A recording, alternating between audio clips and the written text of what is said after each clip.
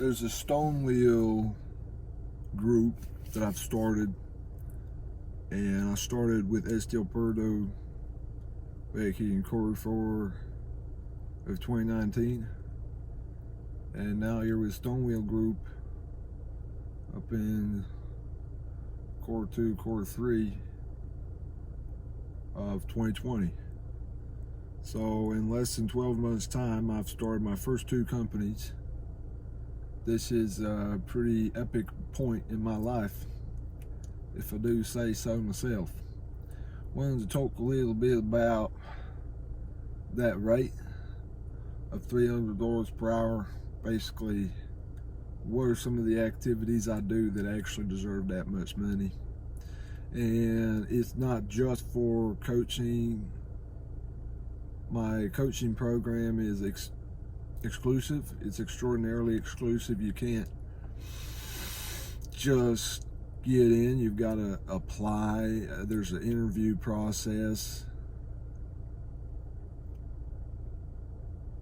It's an exclusive program. I don't just let anybody in. But there are a lot of other activities that I do that are demanding $300 per hour. That's not just coaching other entrepreneurs. And part of that is just being an entrepreneur myself. And so for Stonewheel Group, I don't have a separate YouTube channel. So even though this is a YouTube channel for STL Pareto, and also for Stonewheel Group, I don't have a separate channel. This is the only podcast I'm going to do. It is going to be kind of like a podcast. And it's the only podcast I'm going to do. So every once in a while, I'll bring in points of things that are happening within Stonewheel Group, just because. But just so you know, Stonewheel Group is another company that I have. And in that other company, I actually introduced myself that way. So my name would be Luke Stonewheel, because that's my business name. And then here on the STL Pareto channel, over on YouTube, on Stitcher, your podcast stations, and iTunes, then actually my name would be Luke Stonewheel, and that's how my public name would be on the internet, and that's how my public name would be on my business cards.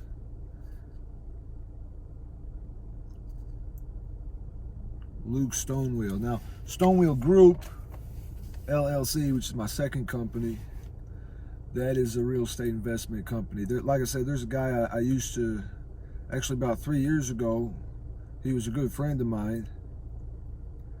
And when I told him I was making $300 per hour, he must have been one cynical man. Because cynicism absolutely holds you back from success. That's undeniably true. And he was nothing but cynical about the fact.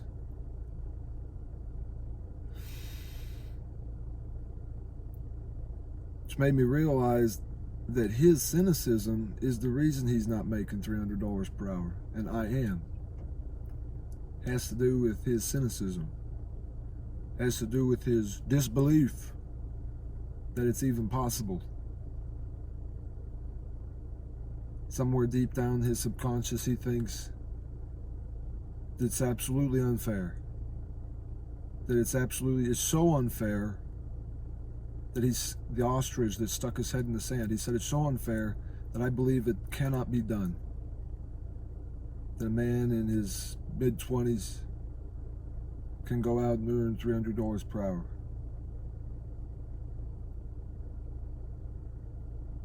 Most of what I do is big ticket stuff in Stonewheel Group.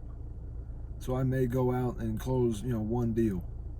There's different types of salesmanship job. In many ways, what I do for Stonewheel Group is I'm just the lead salesman, you could say, in many ways. At Stonewheel Group, I'm sort of like the lead salesman, because I'm the guy that's showing up every day and getting it done. Now, I've worked a couple other sales jobs before. Like I said, I sold life insurance before. When I sold life insurance, felt like I was really moving up in the world, because it had gone from a 10-minute sales cycle to a 100-minute sales cycle. And that I found was a lot better for me personally. I have better time in the salesmanship arena with longer time, with an hour 20 or an hour 30 minutes. And so that's what is actually similar between real estate and life insurance is the sales cycle. They're both going to be cycled about that long. At one point in the past, I actually had done door-to-door sales, and that was a short sales cycle. That was only 10 minutes.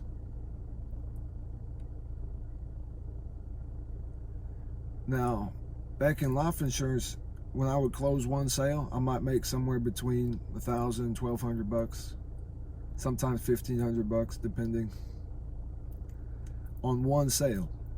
Okay. Here in real estate land for Stonewheel Group, if I close one sale,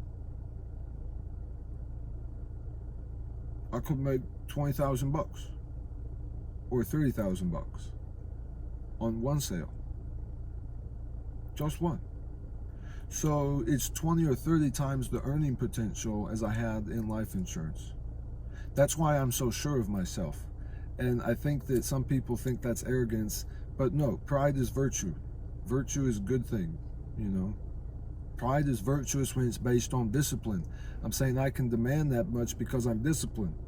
Now, do I actually earn exactly $300 per hour every week of the year? No, it fluctuates. 300 is like an average. It depends on how many hours it takes to get that deal. And so maybe for the first couple months, it's going to take me 30 hours a week or 35 hours a week to get that one sale for $20,000.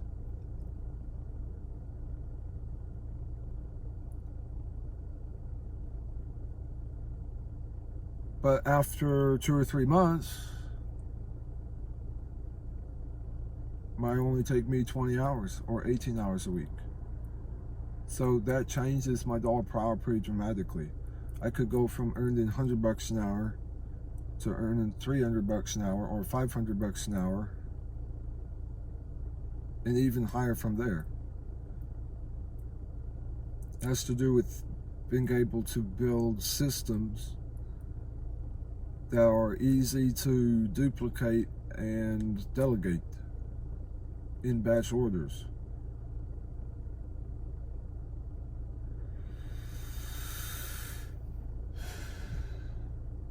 I'm not going to make anything public about the deals that I'm doing. I'm not going to use anybody's name in terms of my business partners or anybody. Probably not even to tell you where I'm investing, just because. Other than I would say it's St. Louis County, everywhere in St. Louis County. And that's not true. I mean, I don't invest everywhere in St. Louis County. I'm just not going to tell you the specific cities I invest in because I don't want that to be on YouTube. But like I said, if you see me somewhere around in St. Louis, go ahead and walk up, ask me. Talk to me, ask me, and I probably would tell you if you were curious. Thing I will say is that my investment territory is everything. Back when I started my salesmanship career 5 years ago, I read a book called How to Master the Art of Salesmanship. So for the last 5 years, I've considered salesmanship an art form. You know, my parents are kind of, my mom's a little artistic, drawing and things.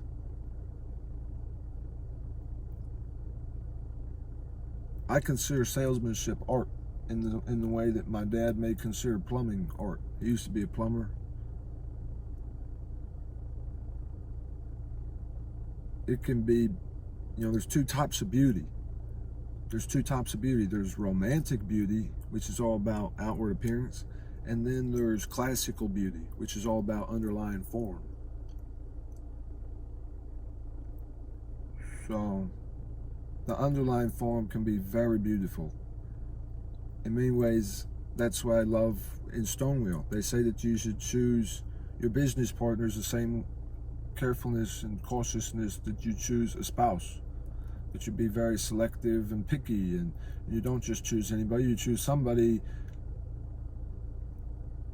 significant.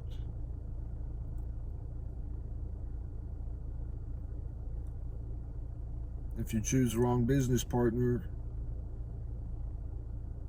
it could cost you your entire career. It could cost you decades in prison if you choose the wrong business partner and he makes some blunder and pulls you down with him.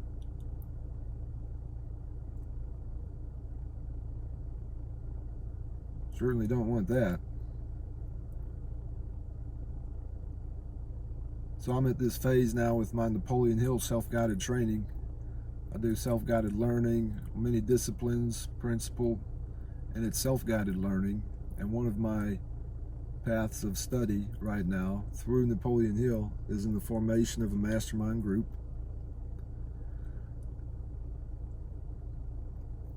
Something I'll be thinking about over the next several months. What kind of people do I want to associate myself with? Napoleon Hill says take absolutely no one into your confidence except for your mastermind group.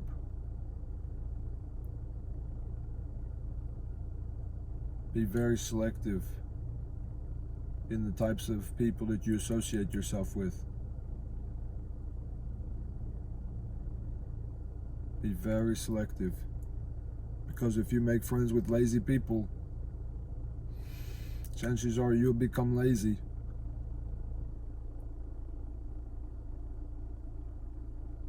If you become friendly with people who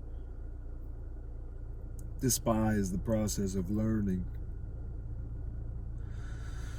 you may tend not to enjoy learning yourself. And I think learning is something that should be quite fun and joyful. I think work is something that should be joyful. And for me personally at Stonewheel Group, my goal is to have work be my main source of joy, gratitude, and zen through my work on a daily basis. And if my work is my primary source of joy, I think that's a success. If my daily work is a source of gratitude, I think that's a massive success. And I absolutely believe it's achievable for me.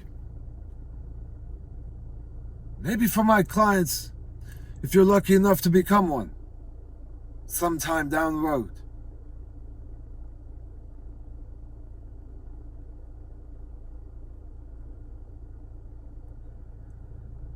One of my strongest suits, psychology.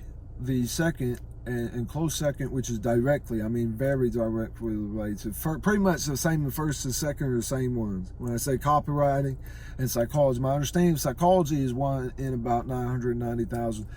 And that makes my copywriting also one in about 990,000. Most people that do copywriting and advertising, they don't use, the principles, they just haven't gone through the study.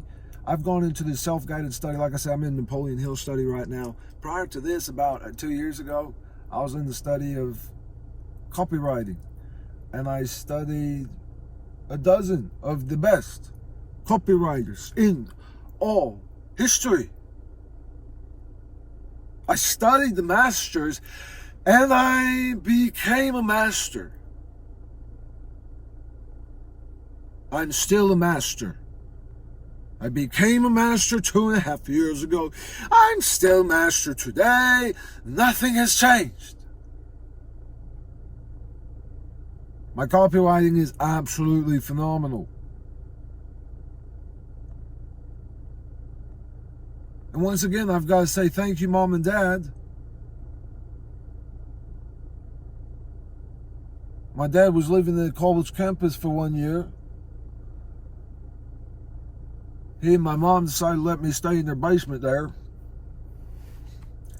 And so that allowed me to cut my work week down from 35 hours down to about 15 hours, which gave me an extra 20 hours to work with.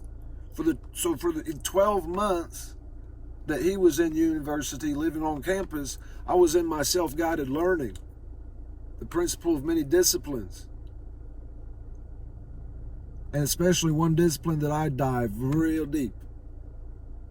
Copywriting. It's how to sell with words. And the more that I explored how to sell in written form with words, advertisements, direct mail, marketing, etc., That actually made me a better salesmanship in person. In the one-on-one in person, I've become a better salesman directly because of the fact that I became a phenomenal copywriting expert. That, in large part, is also why I can demand $300 per hour. Because a lot of real estate investors, they may only get 2 or 3% return in terms of conversion. They send out 100 letters, get 3 people to call them back. For me, that's not so. For me, maybe 20%, maybe 25%. A lot of the people end up actually calling me back. It is that dramatic because my copywriting is phenomenal.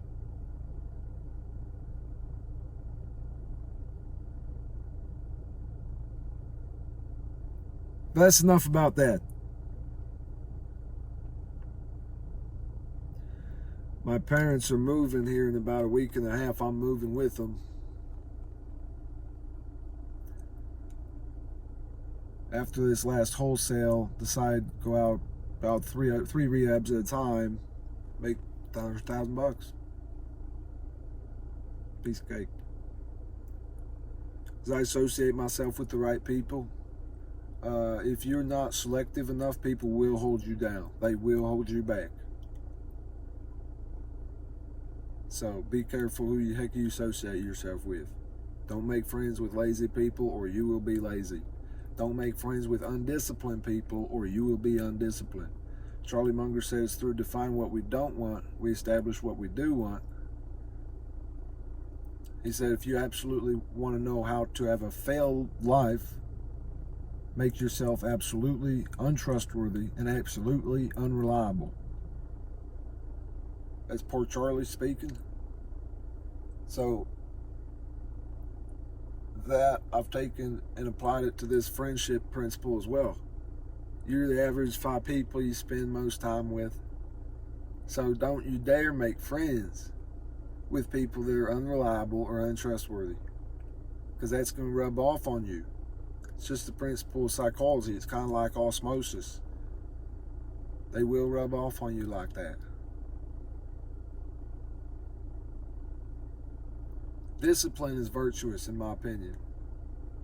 Discipline is something that you can take pride in, and nobody's going to say that it's bad for you to take pride in that, because it's virtuous. To have pride in being disciplined is a virtue. It's better to have it than not to have it. That's what I think it means to have virtue. It's better to have it than not to have it. It's better to have pride than not to have pride, because with pride you gain momentum, and when you're flowing momentum, again, it's a 3-step process. It's a 3-step process. When you're flowing momentum, then every day you're getting a little bit better. Every day you're getting yourself one little extra bit of wisdom, and every day you're removing a bit of stupidity, which is a whole step and beyond.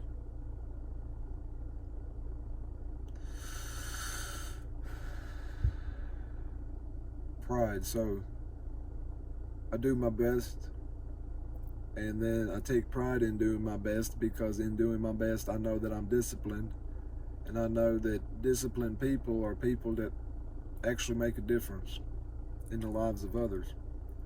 So that's why I say it can be more, it can be translated to higher morality, because you end up having a more profound impact on other people. Now, if I'm valuing my time other than set, that would be an absolute sin for me personally. Why would I ever want to value my time other than set? I've set my time at $300 per hour, so I value it at $300 per hour. And the more I focus my concentration, Napoleon Hill said you need concentration, the more I strengthen my powers of concentration, the more directly I'm associating this phase shift through the construct. I'm appropriating the construct. It's becoming very easy.